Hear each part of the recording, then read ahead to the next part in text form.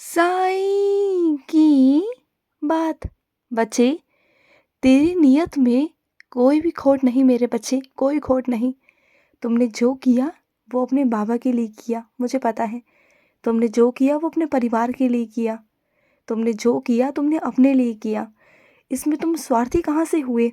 अगर तुमने अपने बारे में सोच लिया तो तुम इसमें स्वार्थी नहीं हुए, क्योंकि तुम्हारी नीयत में खोट नहीं थी। तुमने किसी का बुरा नहीं चाहा, तुमने अपना अच्छा करना चाहा। तो इसमें कोई बुराई नहीं मेरे बच्चे। अपने जिस अच्छे से किसी और को नुकसान ना पहुँचे, किसी को कोई दर्द ना होना, तो वही अच्छाई है मेरे बच्चे, और वही सच्चाई है। और तुम उसी सच्चाई के रास्तों पर चलते आए हो, तो तुम्हारी नीयत में खोट कैसे हो सकती है?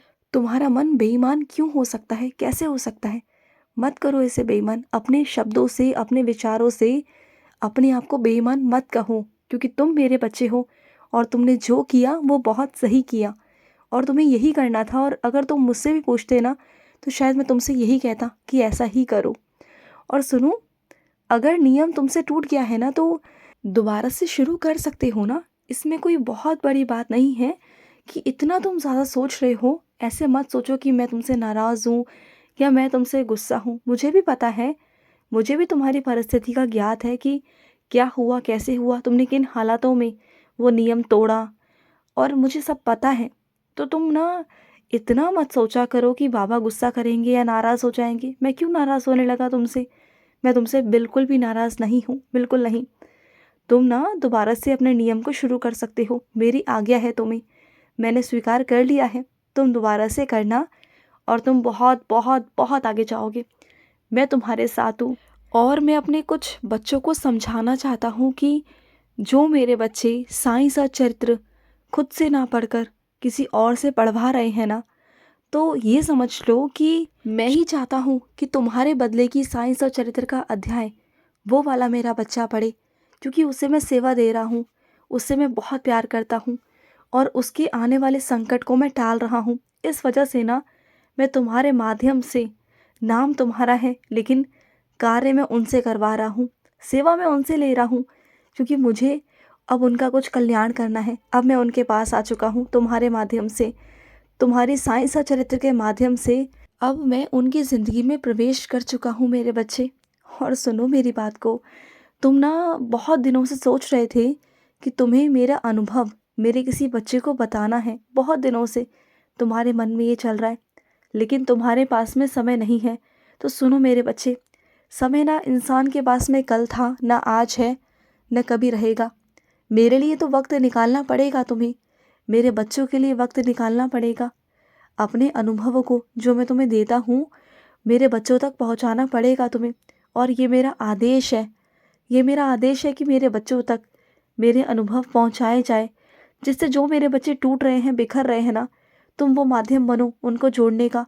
तुम ज़्यादा कुछ नहीं कर सकते, इतना तो कर सकते हो ना कि अपने घर बैठे बैठे मेरे बच्चों को मेरे अनुभव बता सकते हो, मुझसे जोड़ सकते हो, उनका विश्वास दोबारा से जोड़ सकते हो। इससे बड़ी सेवा मेरी क्या हो सकती है? बोलो। तुम मेरी जितनी पूजा करते हो ना, उससे कई गुना तुम्हें आशीर्वाद मिलेगा। अगर तुम मेरे बच्चों को मुझसे जोड़ोगे ना, तो तुम्हें कई गुना आशीर्वाद मैं दूंगा, तुम्हें खुद से दूंगा। और सुनो, तुमने जो बहुत सारी चीज़ों को अपने घर में समेट समेट कर रखा हुआ है ना, बहुत सारी चीज़ों को, जो तुम्हारे घर में एक चीज़ की दो चीज़ें हैं, बिल्कुल। लेकिन क्या करोगे इतने सब सामानों का? बताओ। तुम समेट समेट कर रखते हो, लेकिन अगर कोई तुमसे ज़रा सा भी कुछ मांग लेना, चाहे वो बर्तन हो, कपड़े हो या कुछ भी हो, तो तुम देने से इनकार कर देते हो, मना कर देते हो। ये बहुत गलत बात है तुम्हारी। अगर तुम्हारे पास में दो चीज़ें हैं ना, तो वो वैसे भी रखे रखे ख़राब हो जाएंगी तुम्हारी। क्या करोगे? रख कर अगर किसी को दे दोगे तो शायद किसी का भला हो जाएगा, वो किसी के काम आ जाएंगी। इतना तो तुम कर ही सकते हो ना। और मैंने अपने बच्चे को संकेत दिया था स्वप्न में, और वो ना घबरा गए हैं। घबराओ मत, वो कोई ऐसा बुरा संकेत नहीं है मेरे बच्चे, बल्कि वो चीज़ें कट गई हैं तुम्हारे जीवन से। परेशान मत हो। अब किसी से भी पूछने मत जाना, मैं तुम्हें जवाब दे रहा हूँ कि कुछ नहीं है, वो सब कट चुका है तुम्हारे जीवन से। सारे संकट हट चुके हैं तुम्हारे जीवन से। अब तुम्हारे जीवन में खुशियाँ ही खुशियाँ आएंगी, तुम बिल्कुल चिंता मत करना, बिल्कुल नहीं। और सुनो, सुबह सुबह ब्रह्म मुहूर्त में ना मैं अपने कई बच्चों को उठाने की कोशिश करता हूँ अलग अलग तरीक़ों से, अलग अलग आवाज़ों से, कभी कैसी आवाज़ कभी कैसी आवाज़, जिससे कि तुम उठ जाओ। वो संकेत होता है कि तुम उठो और सुबह उठ के ना मेरे ध्यान में जुड़ जाओ, मेरी काकड़ आरती करो मेरे बच्चे। और आजकल तुम्हारा ध्यान कहीं और ही आकर्षित हो रहा है ना, तो वो सही नहीं है मेरे बच्चे, बिल्कुल गलत है। बिल्कुल गलत है, नियम से, कानून से, मेरे ख्यालों से, मेरी नज़रों से, हर एक चीज़ से वो गलत है मेरे बच्चे। ये बात तुम खुद भी जानते हो, अपने आप से पूछो, अपनी अंतरात्मा से पूछो, क्या जो तुम कर रहे हो क्या वो सही कर रहे हो? वो गलत है। तुम समाज पर मत जाओ, दुनिया पर मत जाओ, लेकिन ये बात मैं तुमसे कहता हूँ कि अपने अंदर झाँको। अपने अंदर जब तुम देखोगे ना, अपनी अंतरात्मा से पूछोगे, तब जाकर तुम्हें समझ में आएगा कि तुम जो कर रहे हो वो गलत है। और मैं तुम्हें नहीं जाने दूंगा ऐसे रास्तों पर, बिल्कुल नहीं जाने दूंगा। और सुनो, मुझे पता है कि तुम्हारी अभी की जो परिस्थिति है ना, वो बहुत बेकार है, तुम्हारी बहुत ख़राब हो रखी है, तुम्हें समझ नहीं आ रहा है। तो सुनो, अभी जो तुम्हारी परिस्थिति है ना, अभी तुम्हारे पैर डगमगा रहे हैं, लेकिन धीरे धीरे तुम्हारे पैरों को मैं जमाऊंगा। तुम बिल्कुल चिंता मत करो, और इतना पक्का कर दूंगा ना तुम्हें कि कोई चाहेगा भी ना, चाहे कोई आंधी हो, तूफान हो, कुछ भी हो, चाहे बवंडर ही क्यों ना हो, वो तुम्हें हिला नहीं पाएंगे। तुम चिंता मत करना, तुम्हारी परिस्थिति को मैं ठीक करूँगा। अब जब विश्वास कर ही लिया है अपने बाबा पर, तो फिर पूरी तरह से कर भी लो ना। अब क्यों चिंता करते हो, जब मैं तुम्हारी ज़िंदगी में आ चुका हूँ। और एक बात को हमेशा याद रखना, जब दूसरों के बारे में कभी कुछ बात कहते हो या करते हो ना, किसी से भी कहते हो, तो उसके अंदर ना कोई बुराई का शब्द या निंदा का शब्द तुम्हारे मुख से नहीं निकलना चाहिए, किसी के लिए भी। इससे ना मेरे बच्चे तुम्हारे कर्म बनते हैं, और अपने कर्मों की जिम्मेदारी तुम खुद से लो। अपने कर्मों को तुम्हें अच्छा बनाना है या बुरा बनाना है, वो मैं नहीं कर सकता, वो तुम्हें ही करना होगा। क्योंकि मैं तुम्हें रास्ता दिखा सकता हूँ, चलना ना चलना ये तुम्हारे ऊपर है मेरे बच्चे।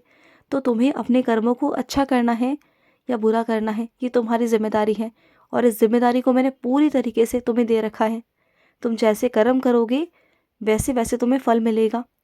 और सुनो, तुम चाहते हो ना कि तुम्हारे घर आंगन में किलकारी गूंजे, तुम चाहते हो ना, तो ऐसा होगा, ज़रूर ज़रूर होगा मेरे बच्चे। तेरे घर आंगन में बहुत जल्दी किलकारी गूंजेगी मेरे बच्चे। चारों तरफ मुस्कान होगी, चारों तरफ भागने के निशान होंगे, चारों तरफ वो बच्चा पूरे तुम्हारे घर के रौनक बन जाएगा, तुम देखना।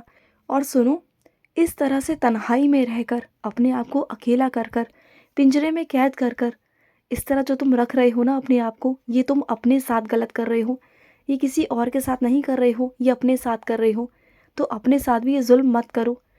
मैं दुनिया को दूसरों के साथ जुल्म करने को मना करता हूँ, लेकिन तुम कैसे हो जो अपने साथ ही जुल्म कर रहे हो, अपने आप को ही दोषी मानते हो। अपने आप को दोषी मत माना करो, हर चीज़ के लिए अपने आप को दोषी मानना बंद कर दो। क्योंकि जो होता है ना, उस परमात्मा, उस मालिक की मर्ज़ी से होता है। उस मालिक पर भी बहुत सारी चीज़ें छोड़ दिया करो, खुद पर हर चीज़ मत लिया करो। जो होता है ना, वो उस मालिक की मर्ज़ी होती है। और सुनो, कुछ मेरे बच्चे ऐसे हैं जो मेरा साईं व्रत करना चाहते हैं, तो मेरी रज़ामंदी है तुम्हें मेरे बच्चे, तुम मेरे साईं व्रत कर सकते हो और बहुत अच्छे से कर पाओगे। और जो संकल्प लेके करोगे, जो इच्छा से करोगे, वो इच्छा तुम्हारी जल्द से जल्द पूरी होगी, जल्द से जल्द। तुम चिंता मत करना।